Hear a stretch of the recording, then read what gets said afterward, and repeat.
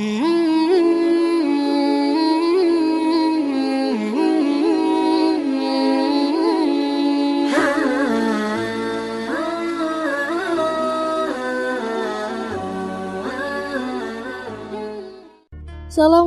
warahmatullahi wabarakatuh.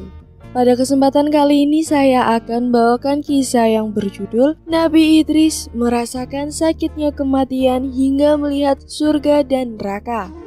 Kisah Nabi Idris alaihi salam merupakan kisah yang syarat akan peringatan bagi kaum muslimin. Sebagai manusia pilihan, ia telah diberi kesempatan oleh Allah SWT untuk merasakan kematian, melihat surga dan melihat neraka.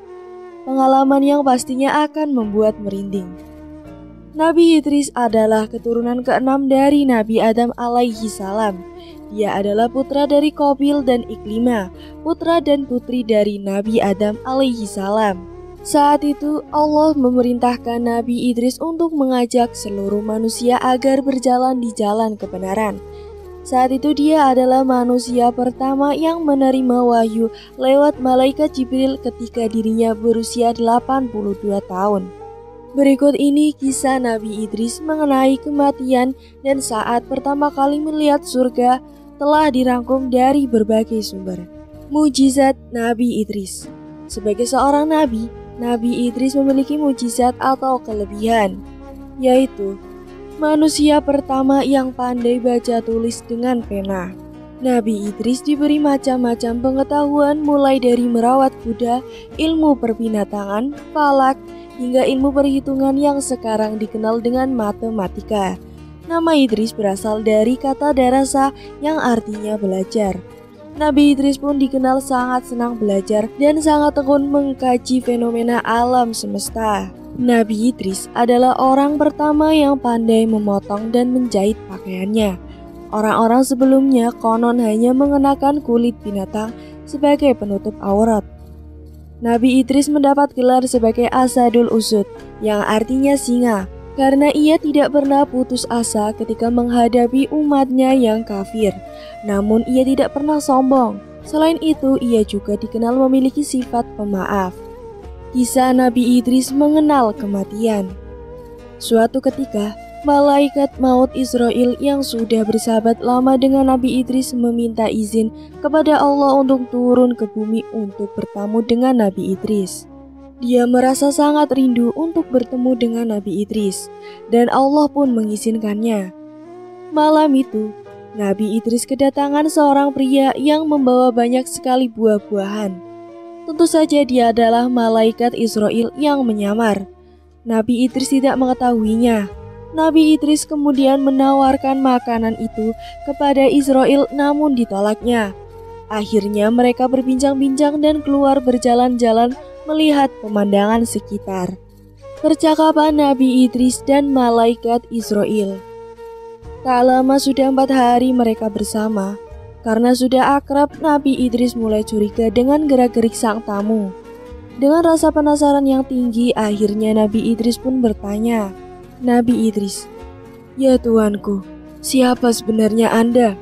Malaikat Israel pun jawab, "Maaf ya Nabi Allah, saya sebenarnya adalah Israel." Lalu Nabi Idris menjawab, "Malaikat Israel? Kaukah itu sang pencabut nyawa?" Lalu malaikat Israel menjawab, "Ya benar Idris."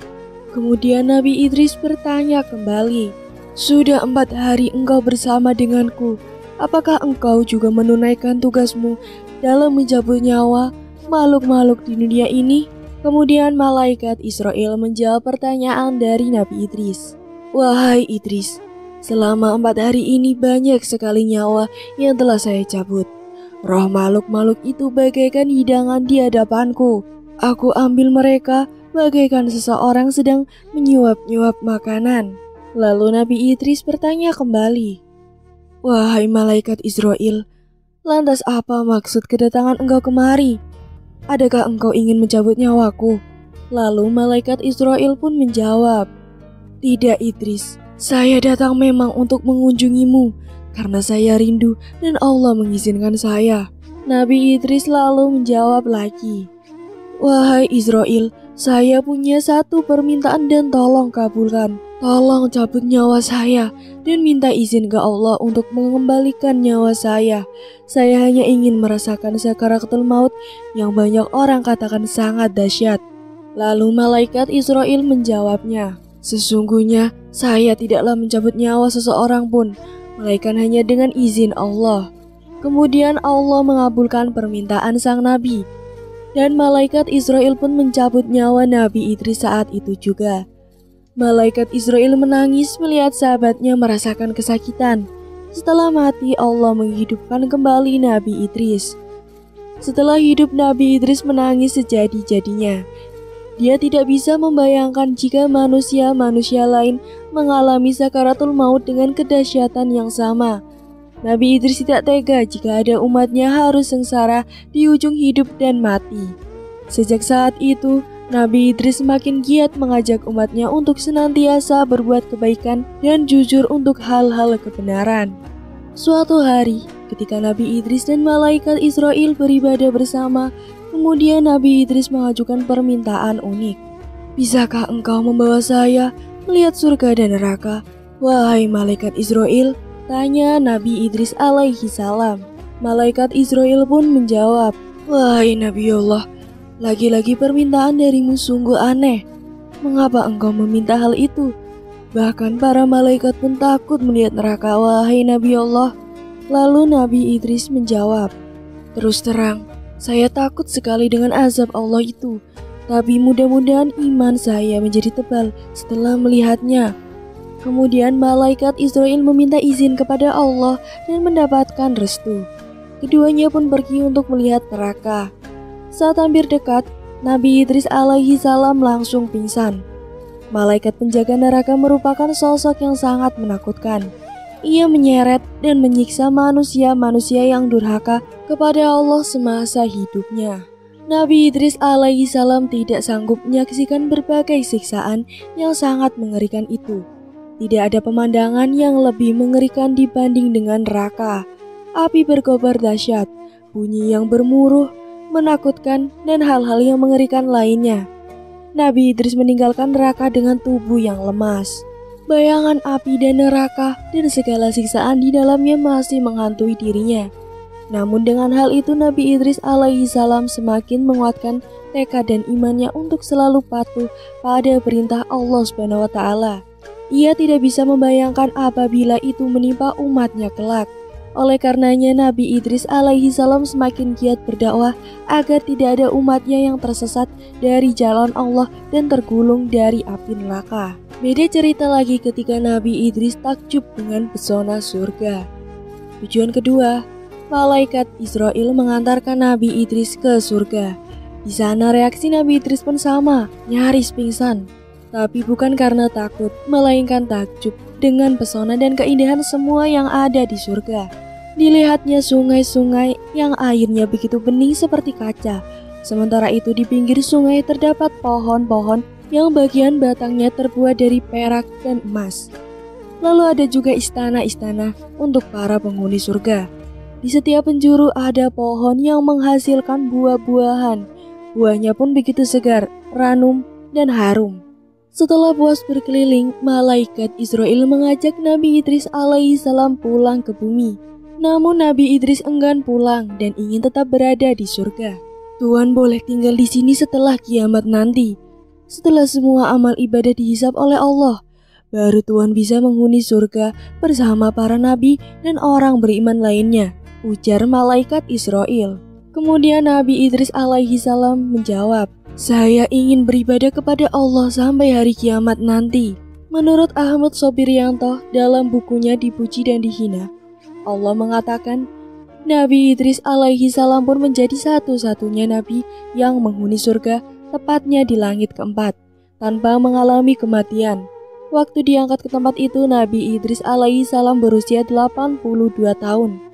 Ketika Rasulullah SAW melakukan Mi'raj ke langit menghadap Allah bersama malaikat Jibril, beliau bertemu dengan Nabi Idris alaihi salam.